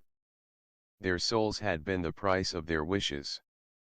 The stone maiden statue had originally been a normal rock that, by chance, looked like a person. After being worshipped for several centuries, it had been inexplicably bestowed with magical powers. But its greed was not satisfied, and it realized it could consume souls in order to increase its power, however ill-considered. By granting wishes, it could obtain the souls voluntarily offered by the wishers. After all, it was a fair exchange, each got what they wanted and gave up something in return, so it appeared reasonable and just. This was why the evil wind compass's needle wouldn't move, and why the yin summoning flags didn't attract it, and why the swords and talismans had no effect. The thing on Dafan Mountain wasn't an evil spirit or monster at all, it was a goddess. A wild goddess that had grown from hundreds of years of incense and offerings. Fighting her with tools meant for dark creatures was like trying to extinguish fire with fire. Hold on. Lan Wangji said loudly. But just then, in the shrine, someone's soul got sucked away, and we didn't hear him make any wishes. Wei Wuxian's heart leapt and he came to a sudden stop. Someone's soul was taken in the shrine? Tell me what happened, and don't leave a single detail out. Lan Wangji explained quickly and clearly. Upon hearing Jin Ling's words, if this thing's really so powerful, then I wish for whatever's eating the souls on Dafan Mountain to immediately appear before me. Wei Wuxian said, isn't that a wish? That's definitely a wish. Other people had echoed Jin Ling's words, thus the statue silently recognized all of them as having the same wish. And since the soul-eating maiden had appeared before all of them, that wish had been fulfilled. Now she was claiming the prize. Suddenly, the donkey dug in its hooves and careened to a stop, then began running the opposite direction. Caught off guard, Wei Wuxian was once again thrown from its back. Clinging to the reins for dear life, he heard crunching and smacking issuing from a shrubbery ahead. An enormous silhouette appeared in the leaves, its giant head lying on the ground, its abdomen rocking back and forth. Upon hearing the strange noise, its head jerked up, and its gaze collided with Wei Wuxian's. Originally, the soul-eating maiden's face had been indistinct, her eyes, nose, ears, and mouth only hazy approximations of their human counterparts. But after devouring the souls of several cultivators at once, her features had clarified, revealing the smiling face of a woman. Fresh blood streamed down from the corners of her mouth, and a torn-off arm hung from her lips. She was right in the middle of chewing through her prey. Everybody immediately followed the donkey and began fleeing. Sounding shattered, Lan Wangji said, "Something's wrong." According to the Yuling Lazu, high-level things only eat souls, it's only the low-level ones that eat meat. Wei Wuxian could only say, "Why are you blindly trusting him? He botched everything he did. Rules don't stay fixed forever. When you were a toothless infant, you could only drink congee, soup, and water, but of course once you grew up you wanted to use your teeth to eat meat too. Her spiritual power is surging naturally, she wants to try some too." Full of horse-like strength, the soul-eating maiden rose from the ground and began dancing in wild ecstasy, her hands and feet flailing, euphoria in her every feature and movement. Suddenly, an arrow whistled by, hurtling right into the middle of her forehead, piercing it and passing through to the other side. Hearing the twang of the bowstring, Wei Wuxian's gaze whipped around to the source. Jin Ling stood at the top of a tall slope not too far away and was already knocking the second arrow. He pulled back the bowstring and released, and once again the arrow flew through the statue's forehead, so powerful it forced the soul-eating maiden to stagger back several steps. Lan Wangji shouted, "Young Master Jin! Fire your signal!" Jin Ling played deaf, determined to take down this freakish creature. His expression was calm and collected. This time, he knocked 3 arrows. The soul-eating maiden didn't look angry, though she had been struck in the head twice. She continued to smile just as she had smiled before as she advanced on Jin Ling. Even though she danced while walking, her speed was terrifying, and barely a moment passed before she was already halfway to him. In a flash, several cultivators appeared beside him and attacked the statue, hindering her steps. Jin Ling shot arrow after arrow, refusing to stop, as though possessed by an iron will to shoot every last arrow in his quiver before engaging in close combat. His hand was indeed quite steady, and his aim was true, only it was too bad no cultivation weapon was of any use. Jiang, Cheng and Lan Wangji were both sitting at Fujiao village, waiting for news, and it was completely unclear when they would realize something was wrong and rush over. To extinguish fire, one needed water, and since cultivation couldn't do it, it was time to use more demonic talents. Wei Wuxian pulled out the sword hanging around Lan Wangji's waist, lopped off a piece of bamboo, and, fingers flying, fashioned it into a flute. He placed it next to his lips and took a long, deep breath. The sharp, piercing note was like an arrow of sound, puncturing the night sky as it hurtled through. If it wasn't a last resort, he wouldn't have done it. But circumstances being the way they presently were, it didn't matter what he summoned, so long as its resentment was deep enough and its malice strong enough to tear the soul-eating maiden to pieces.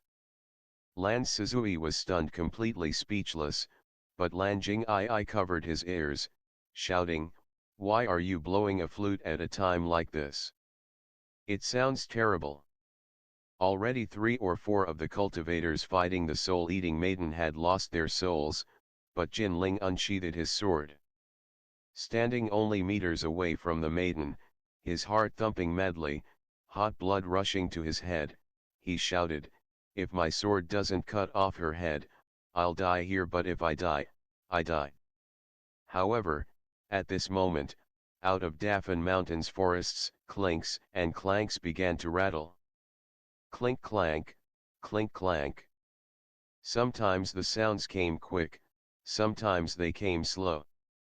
Sometimes they quieted, and sometimes they resounded through the silent forest, echoing, booming. They sounded like iron chains knocking against each other and scraping over rock and ground. They moved ever closer and grew ever louder. For some reason, the sounds were disquieting, threatening, menacing, causing even the soul-eating maiden to cease dancing. She lifted her arms and stared blankly at the deep shadows from which they rang. Wei Wuxian put away his flute and carefully eyed the same area. Even though his mind was filled with ever more ominous premonitions, he could at least count on the fact that anything which consented to his summons would be willing to obey him. The noise suddenly stopped. A silhouette appeared amidst the darkness. Once they saw the figure clearly, saw the face clearly, several of the cultivators' expressions twisted and warped. Though she could suck away their souls at a moment's notice, faced with the heavenly maiden statue, this band of cultivators had not cowered. However, now their shouts were filled with an unconcealable terror. "The Ghost General, it's the Ghost General, it's Wenning." The name Ghost General was of the same kind as Yuling Lizu. It was a name of evil, known far and wide. No one was ignorant of these names, and often, they were spoken side by side. The words referred to only a single thing. The Yuling Lizu Wei Ying's right-hand man, the tyrant's blood-stained hound, the tiger's cruel teeth and savage claws, the bringer of chaos, who could tear open the heavens and bury its pieces inside the earth. The fierce corpse whose bones should have been ground to dust long ago and scattered to the winds with his ashes, Wenning. End of the chapter. Chapter 10. Wenning lowered his head slightly, his hands hanging by his side like a marionette, waiting for his puppet master to guide him. His face was bluish-white, delicate, and pretty to the point where he could almost be said to have a melancholy beauty. But since his eyes were a plain of deathly white, bare of pupils, and black cracks crept from his neck to his cheeks, his beautiful melancholy was transformed into a dreadful gloom. The hem and sleeves of his robe were shredded and ragged, revealing wrists as terribly pale as his face, shackled inside pitch-black iron rings and wrapped in iron links along with his ankles. The dragging chains had produced the clinks and clangs they had heard earlier. Once he stilled, all returned to deathly silence. It wasn't hard to figure out why all the cultivators present were scared out of their wits. Wei Wuxian was not a bit calmer than the rest. Waves of fear crashed over his head and his heart convulsed with dread. The problem wasn't that Wenning was here, but that he was anywhere in the world of the living. Long before the siege of the burial mounds, his bones were supposed to have been crushed into dust and his ashes scattered to the four winds. When Jin Ling heard the others shout the name Wenning, the tip of his sword, which had been pointed at the soul-eating maiden, seemed to turn in a different direction of its own accord. The maiden, taking advantage of his slip of attention, gleefully extended her arm, grabbed him, and dangled him from her fingers. She opened her mouth and brought Jin Ling close to her face. Seeing this, Wei Wuxian raised the flute again, but didn't have time to calm the shudders which suddenly ran through his heart. His hands trembled, and the note he blew trembled with it. As the flute was crude, the noise was both raspy and painful to hear. The sad instrument emitted two wails, and Wenning, following the sound, began moving. In a single motion, he transported himself in front of the soul-eating maiden. His palm collided with her neck, which cracked beneath his assault. Her body remained stationary, but the force of the blow twisted her head until it stood the opposite direction from the rest of her body, yet still she continued smiling. Wen Ning hacked at her again, cleaving her right hand, which held Jin Ling, clean from her arm. She lowered her head and looked at her severed wrist. Rather than wrenching her head back in the proper direction, she turned until both her head and back were facing Wen Ning. Afraid to relax a single second, Wei Wuxian bowed his head for a breath and then commanded Wen Ning to face her head on. However, his bewilderment grew quickly. Low-level walking corpses had no ability to think for themselves and thus required instruction and ongoing guidance. Even the more dangerous fierce corpses also frequently had addled minds and lacked true consciousness. But Wen Ning's situation was different. He was forged by Wei Wuxian. Back in the day, even the fiercest corpses were no match for him. He could think and learn, and other than his lack of fear of injury, fire, cold, poison, anything that caused the hearts of the living to shiver with dread, he was no different from any other human. But it was obvious that the Wen Ning in front of him had no mind of his own. As Wei Wuxian muddled through his startled confusion, surprised shouts sounded from the gathered crowd. Wen Ning had battered and kicked the soul-eating maiden into submission and was now holding her fast to the ground. Beside him a boulder taller than a human stood, which he lifted and smashed directly onto the maiden's stone body, pounding her into dust. From the center of the pale ring of rocky debris, a pearl haloed by snow-white light rolled out, the core that had condensed from the 10 or so living souls she had swallowed. If it was taken back and carefully dealt with, the souls she had recently eaten could still be returned to their bodies. However, everyone was too busy to care about the pearl.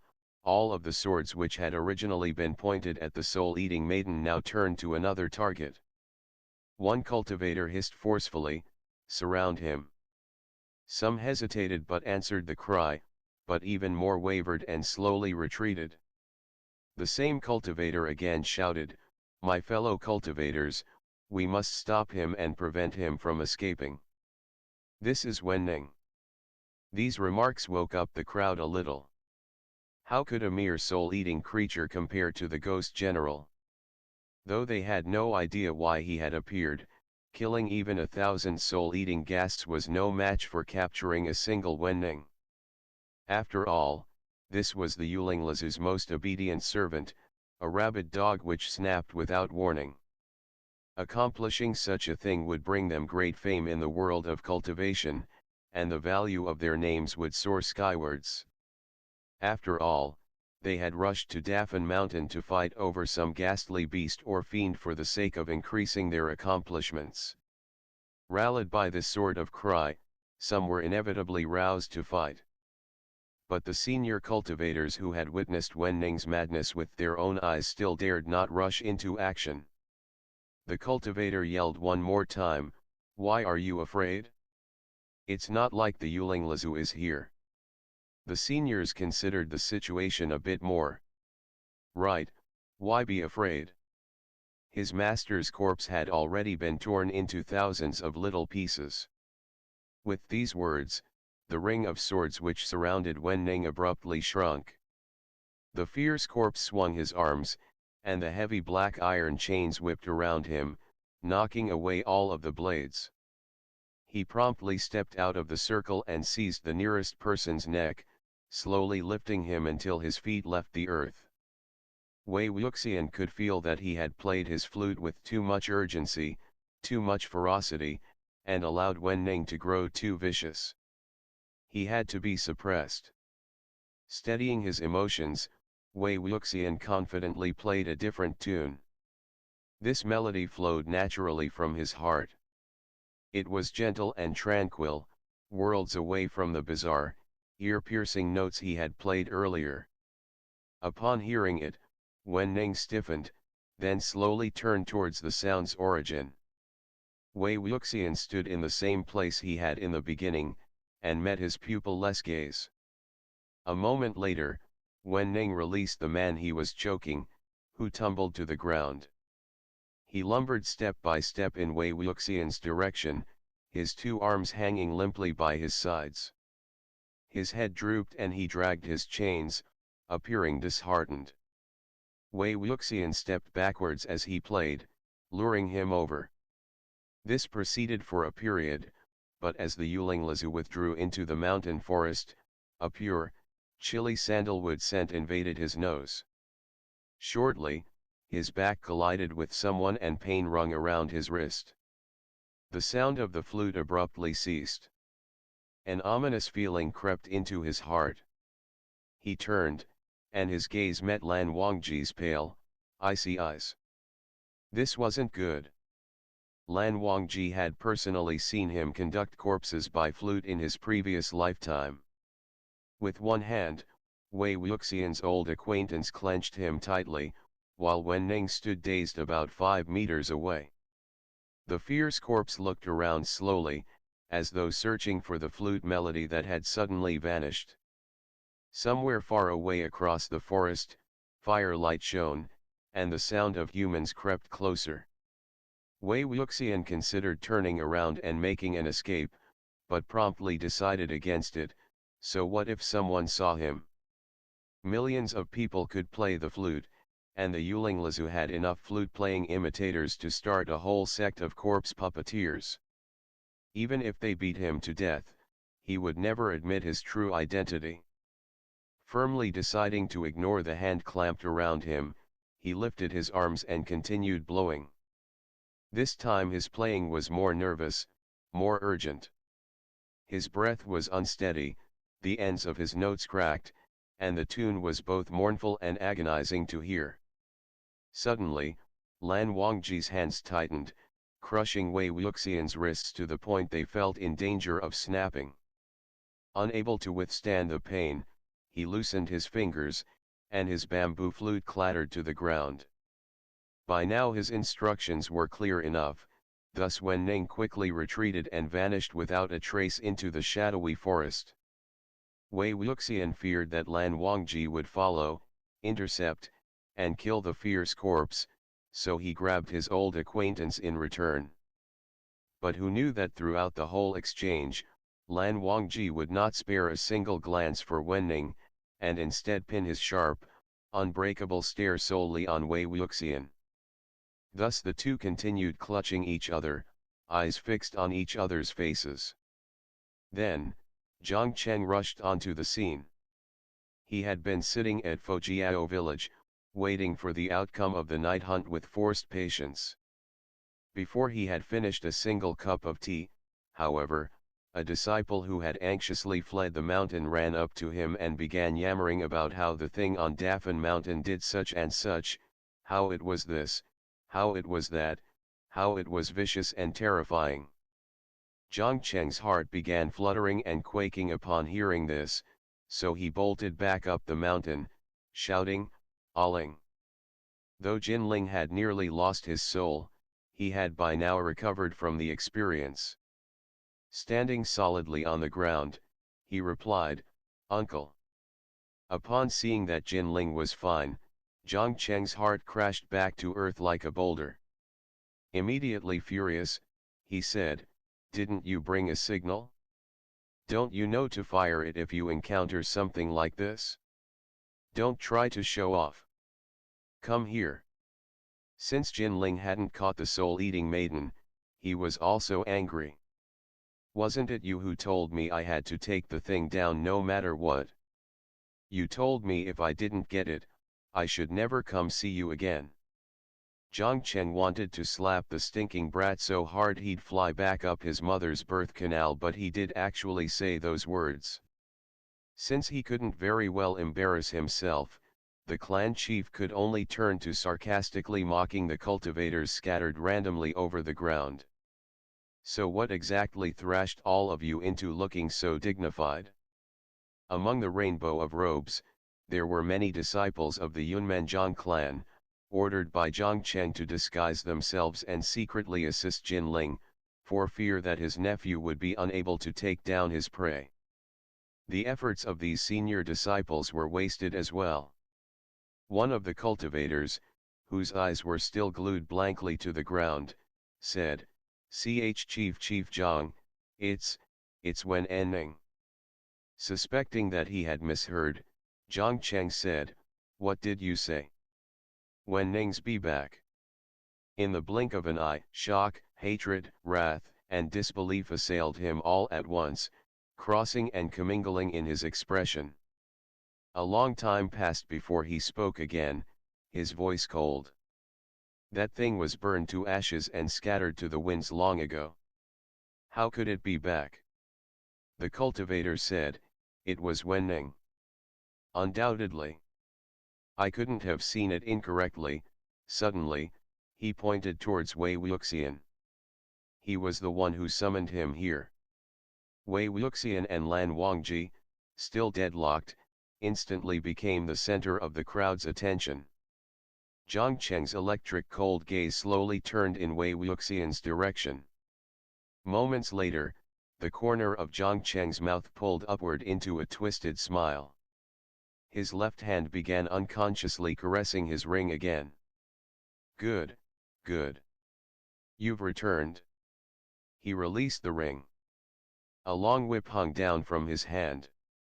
The whip was extremely thin, and true to its name, consisted of a bright, crackling violet current, which looked as though it had been stolen from some thundercloud-covered horizon. He gripped one end firmly in his hand. When he brandished it, lightning struck, fast, nimble, and chaotic. Before Wei Wuxian could even move, Lan Wangji's guqin was already in its owner's steady and sure hand. He plucked a single string, and like a stone dropped in water stirs 1,000 ripples, the sound of the guqin reverberated through the air in countless waves. The note and zidian struck each other, the former waxed and the latter waned. Zhang Cheng's earlier intention to categorically avoid rash confrontation and crossing the Lan clan seemed to have been devoured by wild dogs. The midnight sky above the mountain forest flashed with violet light, then lit up like the morning sky, then shook with the boom of thunder, then rung with the guqin's rich tones. The other cultivators hastily retreated to a safe distance and watched from the sidelines, trembling in fear yet unable to tear their eyes away. When all was said and done, the opportunity to observe such famous cultivators from such distinguished sects cross swords was rare, and the fiercer and more vicious it was, the better. Moreover, certain unspoken wishes circulated among the spectators. If the Lan clans and the Jiang clan's relationship was truly ruptured, now that would be interesting. On the other hand, Wei Wuxian seized the opportunity and ran. Everyone looked on, shocked. Hadn't he only avoided the whip because Lan Wangji had stepped in front of him and blocked it? By fleeing, wasn't he signing his own death warrant? Indeed, Zhang Cheng seemed to have grown eyes on the back of his head, and seeing that Wei Wuxian had left Lan Wangji's protection, how could he give up the opportunity to strike? He raised his whip and cracked it aslant. Zidian lashed out at Wei Wuxian like a venomous dragon, landing right in the middle of his back. The blow would have sent him flying directly into a tree, had the donkey not been standing in the way. But after the strike, Lan Wangji and Zhang Cheng stopped fighting, both stunned. Wei Wuxian rubbed his lower back and crawled back up, holding the donkey for support. He hid behind it and cried, "Amazing! So amazing! As long as you and your family are powerful, you can do whatever you want. You can attack people whenever you want." Humph. Lan Wangji. Zhang Cheng. Startled and angry, Wei Wuxian continued, "What's going on?" Zidian had a special ability. If it struck a body snatcher, the body snatcher's soul would immediately be peeled away from the body they had stolen. Zidian expelled the invader without exception. But this person had been whipped, yet behaved just as he did before, bouncing around as usual. Unless he really hadn't seized the body, there was no other explanation. Wei Wuxian thought, How useless. Obviously Zidian can't whip my soul out. I didn't steal this body, someone offered it to me. Actually, he practically forced it on me. Jiang Cheng's expression was surprised but suspicious, and the intention to whip Wei Wuxian again crossed his eyes. But Lan Wangji shouted, "Chief Jiang, isn't once enough? This is Zidian. A cultivation tool. The level of Zidian wouldn't fail on the first try only to succeed on the second. If no soul was expelled, no soul was expelled. If someone hadn't snatched the body, they hadn't snatched the body, or else the weapon was undeserving of its reputation." After Lan Wangji's shout, Jiang Cheng, a man who cherished reputation and prestige as much as life, was able to act no longer. But if this man wasn't Wei Wuxian, who could he be? Who else had the ability to summon Wenning? However Jiang Cheng thought about the matter, it was unacceptable. He jabbed his finger at Wei Wuxian. Stony-faced, he shouted, "Who the hell are you?" One of the bystanders thought he finally had a contribution to make. Coughing hoarsely, he interjected, "Chief Jiang, you probably don't pay much attention to these things, so there are a few things you might not know. This here is Mo Xuanyu, one of the Lanling Jing clans, ahem, he was once one of the Jing clan's outer disciples. But since his spiritual power was very low, and he was lazy, and moreover, there was the matter of, well, he harassed a fellow cultivator, so he was kicked out of the clan. I also heard he went insane? In my opinion, he probably chose to take the corrupt path because he was furious he had failed on the righteous one. He may not actually be that. Yuling Lizu in a stolen body." Jiang Cheng said, Matter of what? The matter of, well, that matter." Unable to stand it any longer, someone else said, "His love of men." Jiang Cheng's brows wrinkled then unwrinkled, and the hatred in his eyes towards Wei Wuxian grew. There were a few more things the others did not dare say in front of Jiang Cheng. Even if the Yuling Lizu's reputation was bad, people had to admit that prior to Wei Wuxian's defection from the Yunmenjiang clan, he had been famous far and wide for being a gorgeous man, cultured, sophisticated, and proficient in all the arts of a gentleman. Among the young masters of all the clans of cultivation, his appearance and personality were considered the fourth best, and he was described as bright, clever, and full of life. The irascible Jiang Cheng was fifth and had to endure being beaten by him, a fact that no one dared mention. But Wei Ying conducted himself in a reckless, libertine fashion, and loved to have secret entanglements with beautiful women. No one knew how many female cultivators had suffered disaster because of his shameful love affairs, but no one had ever heard of him liking men. Even if he wanted to snatch someone's body to come back and avenge his own death, someone as cultured as Wei Ying couldn't have chosen this gay lunatic who ate fruit while riding a donkey and painted his face to make himself look like a hanged ghost. Yet another person muttered, "No matter how you look at it, it isn't him, right? Plus, his flute playing is awful, he hasn't really learned to play, only to make ridiculous, shoddy imitations." During the Sunshot campaign, when the Yuling Lizu took the battlefield, he blew his flute the entire long night, directing the thousand-strong battle lines of his ghost army. He swept away all opposition, annihilating anyone, man or god, who stood in his way. The sound of his flute was like music from the heavens. How could anyone ever mention it in the same sentence as the hoots and wails of that discarded son of the Jing clan? No matter how terrible Wei Wuxian was as a person, they couldn't be compared. It was too insulting. Wei Wuxian felt a bit depressed. You try being out of practice for 10 to 20 odd years, then playing a crappy flute you hastily carved in 4 or 5 slices. If you sound good, I'll bow down before you.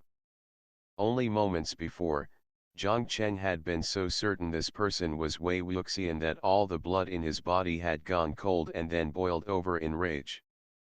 But now, his Zidian told him loudly and clearly that he wasn't. Zidian couldn't possibly lie to him, and even less could it make an error. The clan chief rapidly calmed himself, and silently thought, it isn't as though I can't deal with this. Worst comes to worst, I'll find some excuse to bring him back to Yunmen, and then use every method I can to beat the truth out. There's no need to worry about failing to get anything from him. He can hardly keep everything hidden. It's not as though I haven't done this type of thing before.